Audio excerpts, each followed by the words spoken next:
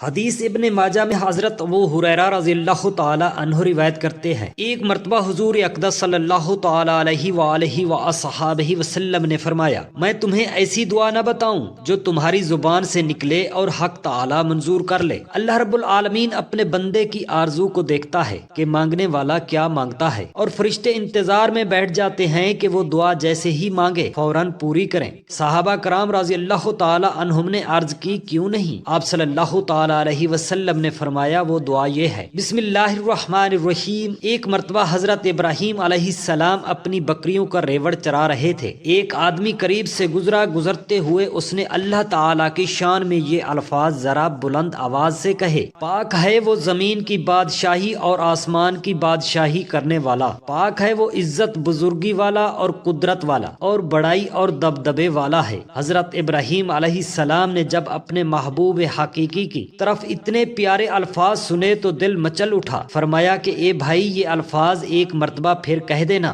اس نے کہا کہ مجھے اس کے بدلے میں کیا دیں گے؟ آپ علیہ السلام نے فرمایا، آدھا بکریوں کا ریوڑ۔ اس نے یہ الفاظ دوبارہ کہہ دیے، آپ کو اتنا مزہ آیا کہ بے قرار ہو کر فرمایا، اے بھائی یہ الفاظ ایک مرتبہ پھر کہہ دیجئے۔ اس نے کہا، اب مجھے اس کے بدلے کیا دیں گے؟ فرمایا، بقیہ آدھا ریوڑ۔ اس نے یہ الفاظ تیسری بار کہہ دیے۔ آپ کو اتنا سرور ملا کہ بے ساختہ کہا، اے بھائی یہ الفاظ ایک مرتبہ اور کہہ دیجئے۔ اس نے کہا، اب تو آپ کے پاس دینے کے لیے کچھ بچا نہیں، اب آپ کیا دیں گے؟ حضرت ابراہیم علیہ السلام نے فرمایا، اے بھائی میں تیری بکریاں چرایا کروں گا، تم ایک مرتبہ میرے محبوب کی تعریف اور کر دو۔ اس نے کہا، حضرت ابراہیم خلیل اللہ، آپ کو مبارک ہو، میں تو فرشتہ ہوں، مجھے اللہ تعالیٰ نے بھیجا ہے کہ جاؤ اور میرا نام لو اور دیکھو کہ وہ میرے نام کے کیا دام لگاتا ہے۔ سبحان اللہ۔ حضرت ابو ہریرہ رضی اللہ تعالی عنہ نے بیان کیا کہ جب خیبر فتح ہوا تو یہودیوں کی طرف سے نبی کریم صلی اللہ تعالی علیہ وسلم کی خدمت میں بکری یا ایسے گوشت کا ہدیہ پیش کیا گیا جس میں زہر تھا۔ اس پر حضور اقدس صلی اللہ تعالی علیہ وسلم نے فرمایا کہ جتنے یہودی یہاں موجود ہیں انہیں میرے پاس جمع کرو۔ چنانچہ وہ سب یہودی آ گئے۔ اس کے بعد حضرت محمد مصطفیٰ صلی اللہ تعالی علیہ وسلم نے فرمایا کہ دیکھو میں تم سے ایک بات پوچھوں گا کہ تم لوگ صحیح جواب دو گے۔ سب یہودیوں نے کہا، جی ہاں۔ آپ صلی اللہ تعالی علیہ وسلم نے دریافت فرمایا، تمہارے باپ کون تھے؟ انہوں نے کہا کہ فلاں۔ رسول خدا صلی اللہ تعالی علیہ وسلم نے فرمایا کہ تم جھوٹ بولتے ہو، تمہارے باپ تو فلاں تھے۔ سب یہودیوں نے کہا کہ آپ صلی اللہ تعالی علیہ وسلم سچ فرماتے ہیں۔ پھر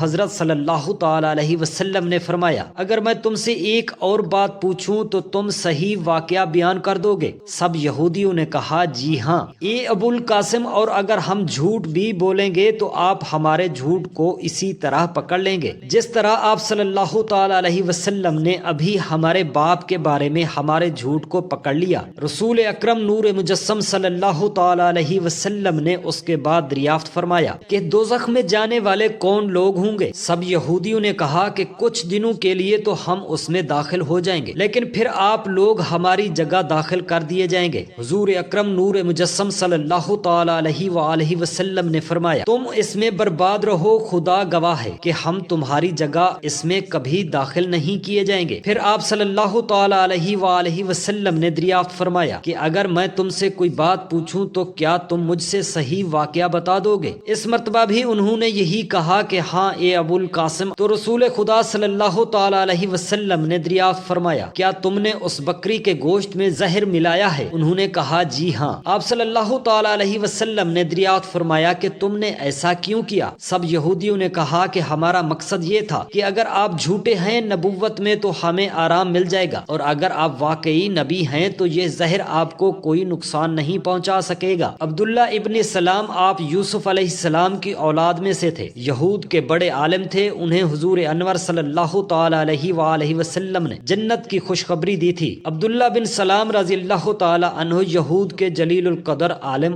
اور حضرت یوسف علیہ السلام کی اولاد سے تھے۔ آپ کا اصل نام حسین تھا۔ وہ یہود بنی کین کا سے تعلق رکھتے تھے۔ ایک دن انہوں نے رسول خدا صلی اللہ تعالی علیہ وسلم کی یہ مبارک کلمات سنے، آپ جو سلام اپنے بیگانے درمیانے سب کو سلام کیا کرو، بھوکوں محتاجوں کو کھانا کھلایا کرو اور خونی رشتوں کو جوڑے رکھو، قطعی رحمی نہ کرو اور رات کو نماز پڑھو جب لوگ سو رہے ہوں۔ یہ ہدایت آموز کلمات سن کر حضرت عبداللہ بن سلام کا دل نور ایمان سے جگمگا اٹھا۔ یہ وہی نبی آخر الزمان صلی اللہ تعالی علیہ وسلم ہے جن کی وسعت کی پیش گوئی صحائف قدیمہ میں درج ہے۔ دوسرے دن رسول اکرم صلی اللہ تعالی علیہ وآلہ وسلم کی خدمت اقدس میں حاضر ہوئے اور آپ صلی اللہ تعالی علیہ وآلہ وسلم سے چند پیچیدہ مسائل دریافت کیے۔ حضور اقدس صلی اللہ تعالی علیہ وسلم نے ان کا اطمینان بخش جواب دیا تو عرض کی، یا رسول اللہ صلی اللہ تعالی علیہ وسلم، میں شہادت دیتا ہوں کہ آپ صلی اللہ تعالی علیہ وآلہ وسلم اللہ کے سچے رسول ہیں۔ حضور صلی اللہ تعالی علیہ وسلم نے ان کی قبول اسلام پر مسرت کا اظہار فرمایا اور ان کا اسلامی نام عبداللہ رکھا۔ حضرت عبداللہ نے عرض کی، یا رسول اللہ صلی اللہ تعالی علیہ وآلہ وسلم، میری قوم بڑی بدطینت ہے، انہوں نے یہ سن لیا کہ ہلکا بگوش اسلامی ہو گیا ہوں تو مجھ پر طرح طرح کی بہتان باندھیں گے، اس لیے میری اسلام کی خبر کے اظہار سے پہلے ان سے دریافت کر لیں کہ ان کے میرے متعلق کیا رائے ہے۔ حضور اقدس صلی اللہ تعالی علیہ وآلہ وسلم نے یہود کے اکابر کو بلا بھیجا۔ جب وہ آئے تو حضور اقدس صلی اللہ تعالی علیہ وآلہ وسلم نے فرمایا، تم تورات میں نبی آخر الزمان صلی اللہ تعالی علیہ وآلہ وسلم کی نشانی پڑھتے ہو اور جانتے ہو کہ میں خدا کے رسول ہوں۔ میں تمہارے سامنے دین حق پیش کرتا ہوں، اسے قبول کر کے فلاح دارین حاصل کرو۔ یہودیوں نے جواب دیا کہ ہم نہیں جانتے کہ آپ اللہ کے رسول ہیں۔ سرور عالم صلی اللہ تعالی علیہ وآلہ وسلم نے فرمایا، حسین بن سلام تمہاری قوم میں کیسے ہیں؟ سب یہودیوں نے بیک آواز جواب دیا، وہ ہمارے سردار اور سردار کے بیٹے ہیں، وہ ہمارے عالم کے بیٹے ہیں، وہ ہم سب سے اچھے اور سب سے اچھے کے فرزند ہیں۔ تو رسول خدا صلی اللہ تعالی علیہ وآلہ وسلم نے فرمایا، اگر وہ اسلام قبول کر لے تو کیا تم بھی مسلمان ہو جاؤ گے؟ یہودی ناک بھونک چڑھا کر بولے، اللہ تعالیٰ انہیں آپ کی حلقہ بگوشی سے محفوظ رکھے، ایسا ہو ناممکن ہے۔ اب حضور اقدس صلی اللہ تعالی علیہ وآلہ وسلم نے حضرت عبداللہ بن سلام کو سامنے آنے کا حکم دیا۔ وہ کلمہ شہادت پڑھتے ہوئے باہر نکلے اور یہودیوں سے مخاطب ہو کر فرمایا، اے ایان قوم، اللہ واحد سے ڈرو اور محمد صلی اللہ تعالی علیہ وآلہ وصحابہ وسلم پر ایمان لاؤ، بلا شبہ وہ اللہ تعالیٰ کے سچے رسول ہیں،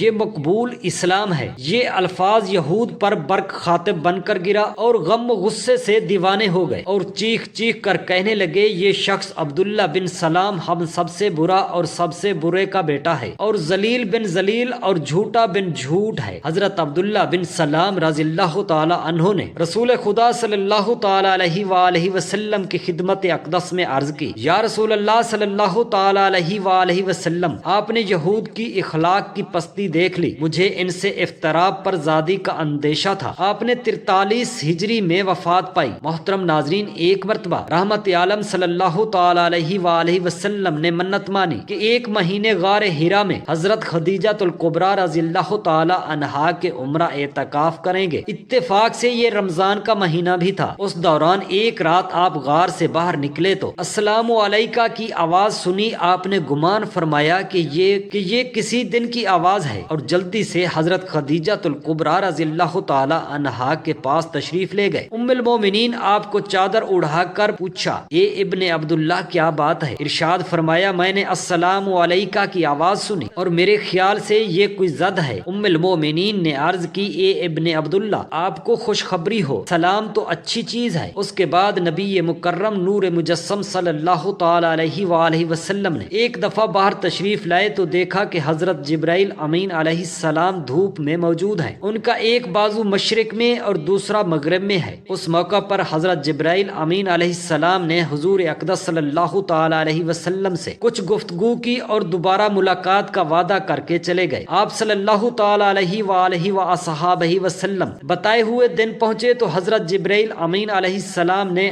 آنے میں تاخیر کر دی۔ جب آپ صلی اللہ علیہ وسلم نے واپسی کا ارادہ کیا تو اچانک دیکھا کہ حضرت جبرائیل علیہ السلام اور میکائیل علیہ السلام موجود ہیں اور ان دونوں نے آسمان کے کنارے کو بھر دیا ہے۔ میکائیل علیہ السلام آسمان و زمین کے درمیان رہے جبکہ جبرائیل علیہ السلام نے نیچے رہ کر نبی کریم صلی اللہ تعالی علیہ وسلم کو گدی کے بل لٹا دیا، پھر مبارک سینے کو چاک کر کے مقدس دل نکالا اور اس میں سے جو اللہ پاک نے چاہا وہ باہر نکالا، اس کے بعد نورانی دل کو سونے کے تشت میں آب زمزم سے دھویا، پھر اسے اس کی جگہ واپس رکھ کر سی دیا اور زخم بند کر دیا۔ اس کے بعد حضرت جبرائیل امین علیہ السلام نے رحمت للعالمین صلی اللہ تعالی علیہ وسلم کو پیٹ کے بل لٹا کر مبارک پشت پر نبوت مہر لگائی، یہاں تک کہ اس کا اثر آپ صلی اللہ تعالی علیہ وسلم نے اپنے دل میں محسوس کیا۔ پھر آپ کو سورہ علق کی ابتدائی 5 آیات مبارکہ پڑھائیں۔ یہاں سے واپس آتے ہوئے اللہ کے محبوب صلی اللہ تعالی علیہ وسلم جس پتھر یا درخت کے پاس سے گزرتے وہ آپ کی خدمت اقدس میں سلام پیش کرتے ہیں، یہاں تک کہ جب ام المؤمنین حضرت بی بی خدیجہ الکبریٰ رضی اللہ تعالی عنہا کے پاس پہنچے تو انہوں نے بھی عرض کی، السلام علیکہ یا رسول اللہ صلی اللہ تعالی علیہ وسلم۔ سبحان اللہ۔ اسی طرح محترم ناظرین، سیدنا ابو ہریرہ رضی اللہ تعالی عنہ سے مروی ہے کہ حضور صلی اللہ تعالی علیہ وسلم کے وصال مبارک کی بات، کسی ایک جمعرات کے صبح کو ہم بیٹھے ہوئے تھے،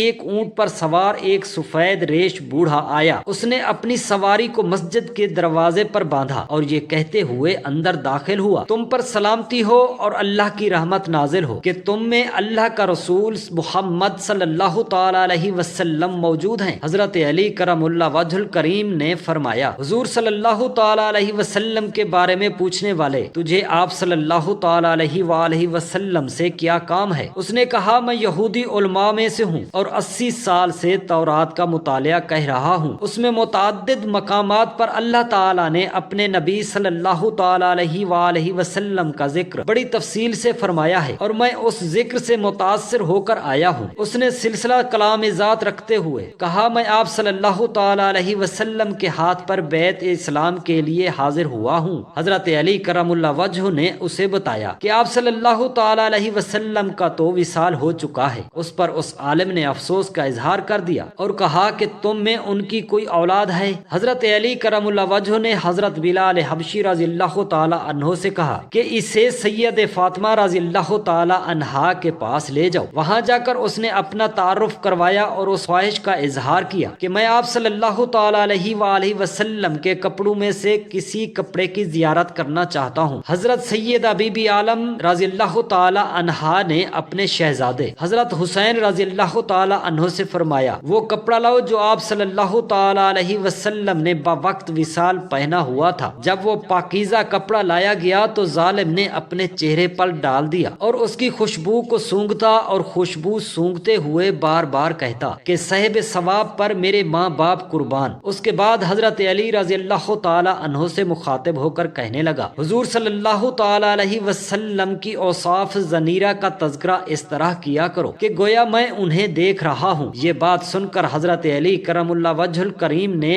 اپنے جذبات پر قابو نہ رکھ سکے اور شدت محبت کے ساتھ رو پڑے اور کہنے لگے، اے سائل خدا کی قسم، آپ صلی اللہ تعالی علیہ وسلم کی زیارت اور محبت کا جس قدر تجھے اشتیاق ہے، مجھے اس سے کہیں بڑھ کر اپنے حبیب کبریا صلی اللہ تعالی علیہ وسلم کی زیارت و ملاقات و محبت کا شوق ہے۔ بعد ازاں سیدنا علی المرتضی رضی اللہ تعالی عنہ نے حضور اقدس صلی اللہ تعالی علیہ وسلم کے ہیلے اور سراپا مبارک کا ذکر بڑی تفصیل سے فرمایا، جس کی موت اس یہودی عالم نے سابقہ قطر سماوی کی روشنی میں کی اور مسلمان ہو گیا۔ حدیث ابن ماجہ میں ہے، اگر یہ دعا پڑھ نہیں سکتا تو ہونٹ ہلا دے، ہونٹ بھی نہیں ہلا سکتا تو دل میں ہی کہہ دے، اللہ پاک تمام حاجات پوری فرمائیں گے اور مغفرت بھی فرمائیں گے اور تمہاری اولادوں پر اللہ تعالیٰ کی خیر و سلامتی و برکت رہتی ہے اور فرشتے کہتے ہیں مانگ عطا کیا جائے گا۔ وہ مقدس دعا یہ ہے، بسم اللہ الرحمن الرحیم، اللہ